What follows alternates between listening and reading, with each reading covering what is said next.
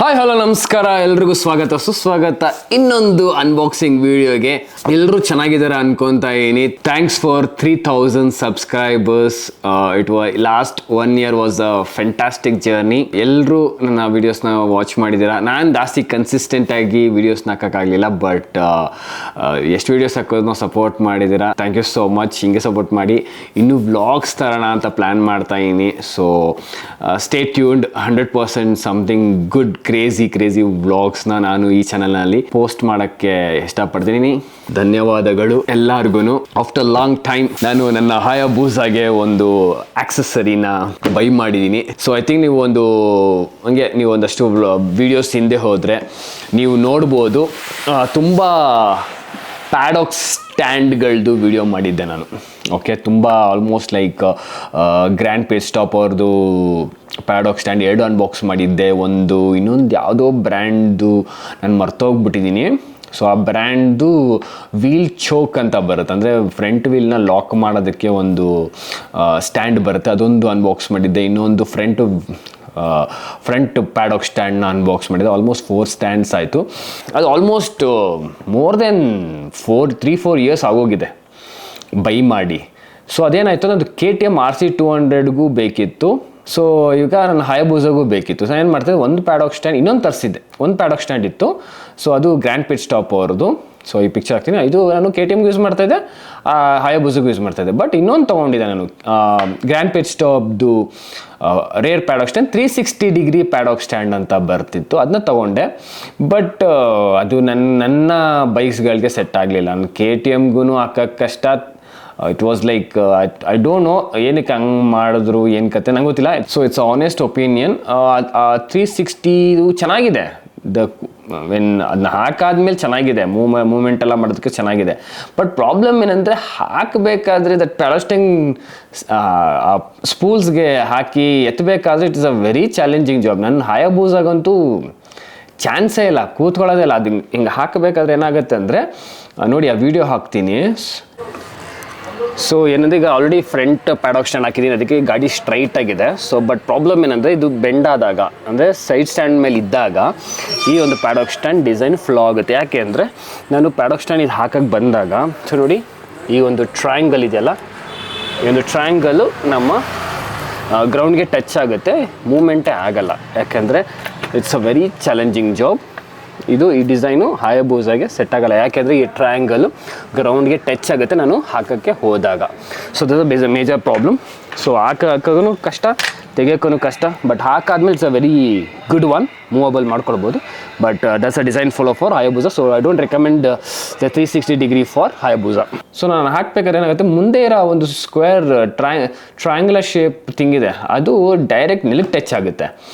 So ನಾನು ಯಾವುದೇ ಕಾರಣಕ್ಕೂ ಅದನ್ನ ನಾನು ಸ್ಟ್ಯಾಂಡ್ ಹಾಕೋಕ್ಕೆ ಆಗಲ್ಲ.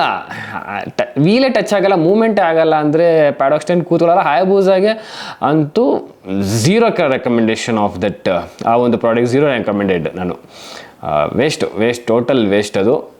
KTMಗೆ ಹಾಕಬೇಕು ಅಂದ್ರೂ ಸ್ಮೂತ್ನೆಸ್ ಇಲ್ಲ. ಆ ಒಂದು ಓಕೆ ಹಾಕ್ಬಿಟ್ಟು ನನಗೆ ಸೆಕ್ಯೂರ್ಡ್ ಅಂತ ಅನ್ನಿಸ್ಲಿಲ್ಲ. ಆ ಒಂದು ಗ್ರ್ಯಾಂಡ್ ಪೇಜ್ ಸ್ಟಾಪ್ ಅವ್ರದ್ದು 360 ಪ್ಯಾಡಾಕ್ ಸ್ಟ್ಯಾಂಡ್. ಸೊ ಅದೊಂದು. ಸೊ ಅದಕ್ಕೆ ಏನಾಯ್ತು, ಇವಾಗ ಏನಾಗ್ಬಿಟ್ಟಿತ್ತು ಅಂದರೆ, ಒಂದು ಹಳೇದು ಯಾವಾಗ 2019 ಏನೋ ತೊಗೊಂಡಿದ್ದೆ ಅನ್ಸುತ್ತೆ, ಗ್ರ್ಯಾಂಡ್ ಪೇಜ್ ಸ್ಟಾಪ್ ಅವ್ರದ್ದು ಪ್ಯಾಡಾಕ್ ಸ್ಟ್ಯಾಂಡ್. ಅದನ್ನೇ ಬೂಸಾಗೂ ಯೂಸ್ ಮಾಡ್ತಾ ಇದ್ದೆ, KTMಗೂ ಯೂಸ್ ಮಾಡ್ತಾ ಇದ್ದೆ. ಸೊ ಈಗೇನಾಯಿತು, ನನಗೆ 2 ಸ್ವಿಚ್ ಮಾಡೋಕ್ಕಲ್ಲ. ಯಾಕಂದ್ರೆ ಯಾವಾಗಲೂ ಅಡ್ಜಸ್ಟ್ಮೆಂಟ್ ಮಾಡಬೇಕು. ಸೊ ಅದು ಆಲ್ಮೋಸ್ಟ್ ಸ್ವಲ್ಪ ಪ್ಲೇ ಬಂದುಬಿಟ್ಟಿದೆ. ಅದು ಡಿಸ್ಮ್ಯಾಂಟಬಲ್ ಪ್ಯಾಡಾಕ್ ಸ್ಟ್ಯಾಂಡ್ ಅದು. ಸೊ ಸ್ವಲ್ಪ ಪ್ಲೇ ಬೇರೆ ಬಂದುಬಿಟ್ಟಿದೆ. ಸೊ ನನಗೆ ಇಷ್ಟ ಆಗಲಿಲ್ಲ. So I wanted to upgrade, ಸ್ವಲ್ಪ ಚೆನ್ನಾಗಿರೋದು ಏನಾದ್ರು ತೊಗೊಳ್ಳೋಣ ಅಂತ ತುಂಬ ಹುಡುಕ್ತಾ ಇದ್ದೆ. ಸಾಕಷ್ಟು ಬ್ರ್ಯಾಂಡ್ಸ್ ಆಪ್ಷನ್ಸ್ ಇತ್ತು. ಹೋದರೆ ತುಂಬ ಎಕ್ಸ್ಪೆನ್ಸಿವ್ ಹೋಗ್ತಿತ್ತು, ಇಲ್ಲ ಚೀಪ್ಗಿತ್ತು. ಬಿಡಲ್ಲ ಒಂದು ಸೆಗ್ಮೆಂಟಲ್ಲಿ ಒಂದು 5,000 ಇಲ್ಲ 6,000 ರೂಪಾಯಲ್ಲಿ. That's also very expensive. Per 5,000-6,000 ರೂಪಾಯಲ್ಲಿ ಒಂದು ಒಳ್ಳೆ ಗುಡ್ ಪ್ಯಾಡಾಕ್ ಸ್ಟ್ಯಾಂಡ್ ನೋಡ್ತಾ ಇರಬೇಕಾದ್ರೆ ದೆನ್ ಐ ವೆಂಟ್ ಟು ಅಟೋನಿಟಿಯಲ್ಲಿ ಒಂದು ಹೊಸ ಪ್ರಾಡಕ್ಟ್ ಬಂದಿತ್ತು. ಇದೇ ಆ ಒಂದು ಪ್ರಾಡಕ್ಟ್.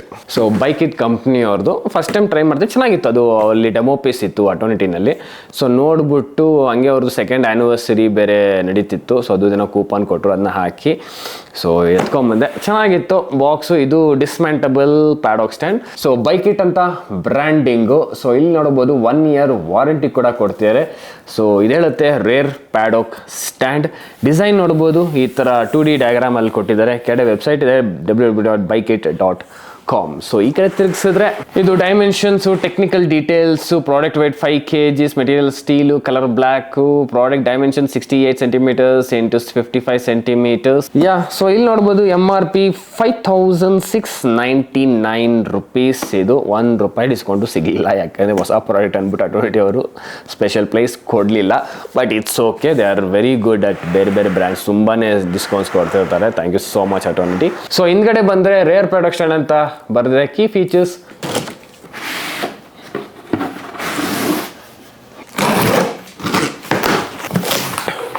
One.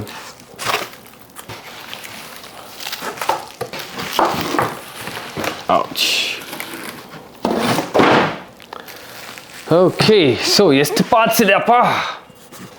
ಆಲ್ಮೋಸ್ಟ್ 1 2 3 4 5 5 ಪಾರ್ಟ್ ಇದೆ. ಸೊ ಇಷ್ಟು ಬರುತ್ತೆ guys.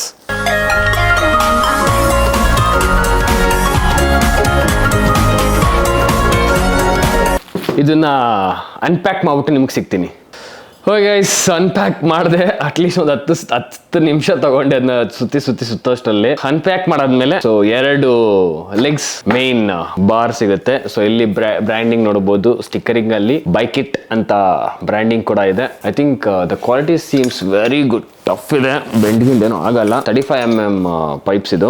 Build quality looks very good for the price. ಇದೊಂದು ಮೌಂಟಿಂಗ್ ಬ್ರಾಕೆಟ್ ಸಿಗುತ್ತೆ. ಸೊ ಎಲ್ ಶೇಪ್ ಬ್ರಾಕೆಟ್ ಇದು. ಸೊ ಡೈರೆಕ್ಟ್ ಸ್ವಿಂಗ್ ಆರ್ಮ್ ಇದ್ರ ಮೇಲೆ ಕೂತ್ಕೊಳ್ಳೋದು. ಕನ್ಸಿಡರ್ ಇದು ಸ್ವಿಂಗ್ ಆರ್ಮ್ ಅಂದ್ರೆ ಇದ್ರ ಮೇಲೆ ಕೂತ್ಬಿಟ್ಟು ಎತ್ಬೋದು. ಐ ಥಿಂಕ್ ಸ್ಮಾಲರ್ CC ಬೈಕ್ಸ್ಗೆ ಓಕೆ ಇದು, ಬಟ್ ದೊಡ್ಡ ಬೈಕ್ಸ್ಗೆ ಅಂತ ಸ್ವಲ್ಪ ಚಾಲೆಂಜಿಂಗ್, ಯಾಕಂದರೆ ಗ್ರಿಪ್ಪು ಮಿಸ್ ಆಯಿತು ಅಂದರೆ ಗಾಡಿ ಬೀಳೋ ಚಾನ್ಸಸ್ ಇರುತ್ತೆ. But small bikes like KTM RC200 ಇಲ್ಲ RC390ಗೆ this paddock stand is good ನನ್ನ ರೆಕಮೆಂಡೇಶನು.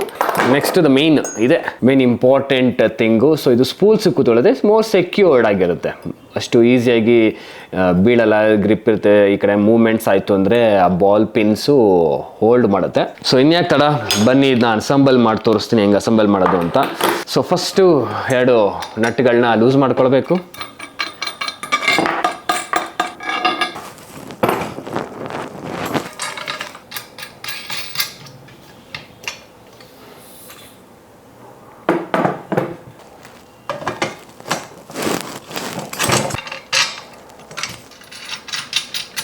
ಓಯ್ ಗೈಸ್, ಈ ಥರ ಕಾಣುತ್ತೆ ಮೌಂಟ್ ಆದಮೇಲೆ 2 ಸ್ಟ್ಯಾಂಡು.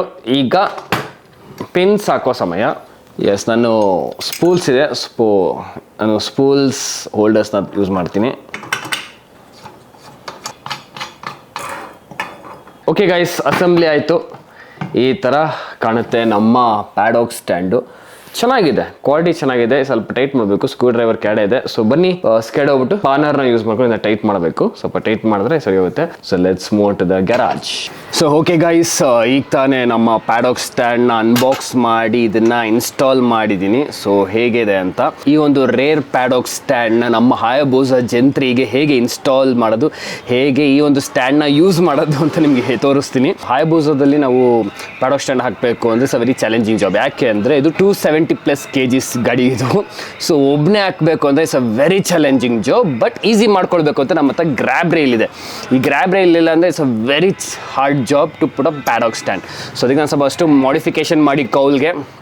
ಸೊ ಯಾವಾಗಲೂ ಈ ಗ್ರ್ಯಾಬ್ ರೈಲ್ನ ಇರೋಂಗೆ ಈ ಒಂದು ಮಾಡಿಫಿಕೇಷನ್ ಮಾಡಿದ್ದೀನಿ. I think one of the ವೀಡಿಯೋಸಲ್ಲಿ ನಾನು ಇದು ತೋರಿಸಿದ್ದೀನಿ ಹೇಗೆ ಮಾಡಿಫಿಕೇಷನ್ ಮಾಡಿದ್ದೀನಿ ಅಂತ. ಸೊ ಈಗ ಬನ್ನಿ ಹೇಗೆ ಈ ಒಂದು ರೇರ್ ಪ್ಯಾಡಾಕ್ ಸ್ಟ್ಯಾಂಡ್ನ ನಮ್ಮ ಹಾಯಬೂಸಾ ಜಂತ್ರಿಗೆ ಹಾಕೋದು ಅಂತ ನಿಮಗೆ ಹೇಳ್ಕೊಡ್ತೀನಿ. ಓಕೆ, ಫಸ್ಟು ಯಾವಾಗಲೂ ನಮ್ಮ ಬೂಸಾ ಸೈಡ್ ಸ್ಟ್ಯಾಂಡ್ ಮೇಲೆ ಇರುತ್ತೆ. ಸೈಡ್ ಸ್ಟ್ಯಾಂಡ್ ಹಾಕೊಂಡಾದ್ಮೇಲೆ ಈ ಒಂದು ಅಲೈನ್ಮೆಂಟ್ ಮಾಡ್ಕೊಳ್ಬೇಕು ಸ್ಪೂಲ್ಸ್ಗೆ. ಯಾಕೆಂದರೆ ಸ್ಪೂಲ್ಸ್ ಇದೆ ಅಲ್ವಾ, ಆ ಸ್ಪೂಲ್ಸ್ಗೆ ಇದನ್ನು ಅಲೈನ್ ಮಾಡಿಕೊಂಡು ಸ್ಟ್ಯಾಂಡ್ನ ಗ್ರ್ಯಾಬ್ ರೈಲ್ನ ಗ್ರ್ಯಾಬ್ ಮಾಡ್ಕೊಳ್ಬೇಕು. ಏನಿಲ್ಲ, ಸಿಂಪಲ್. ಫಸ್ಟು ಲೆಫ್ಟ್ ಸೈಡು ಸ್ಪೂಲ್ಸ್ಗೆ ಲಾಕ್ ಮಾಡಿಕೊಂಡು ರೈಟ್ ಸೈಡ್ಗೆ ಸುಮ್ಮನೆ ಹಿಂಗೆ ಒಂದು ಸ್ವಲ್ಪ ಪುಷ್ ಕೊಟ್ಟು ಒಂದು ಅಲೈನ್ಮೆಂಟ್ ಮಾಡಿಕೊಂಡ್ರೆ ಹಿಡ್ಕೊಂತ ನೋಡಿ, ಬಿಟ್ರೂ ಇಟ್ ಡಸಂಟ್ ಫಾಲ್. ಯಾಕಂದರೆ ಪ್ರೆಷರ್ ಹಾಕಿರ್ಬೇಕು ಇಲ್ಲಿ ಲೆಫ್ಟ್ ಸೈಡ್ಗೆ. ಸೊ ಈ ಒಂದು ಪ್ರೆಷರ್ ಹಾಕಿರಬೇಕು. ಅದಾದಮೇಲೆ push. So it's a very easy job. ಇಷ್ಟೇ ಬೂಸಾದಲ್ಲಿ ಪ್ಯಾಡಾಕ್ ಸ್ಟ್ಯಾಂಡ್ ಹಾಕೋದು ಒಬ್ಬನೇ.